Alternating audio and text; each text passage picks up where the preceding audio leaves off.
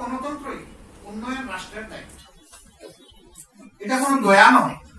নাগরিকদের ট্যাক্সের টাকায় এবং দেশের প্রয়োজনে ঋণ করা টাকায় দুইটাকে সমন্বিত করে জনগণ তার কাঙ্ক্ষিত উন্নয়ন পাবে, এটা জনগণের অধিকার আর এটা সরকারের দায়িত্ব।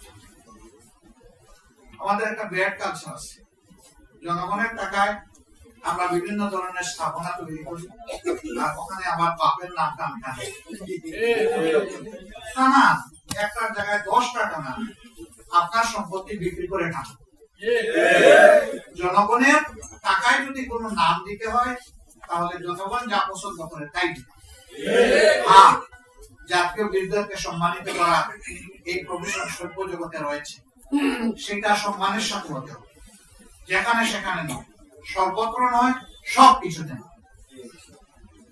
সেটাও হতে হবে পরিমিত পরিমাণ।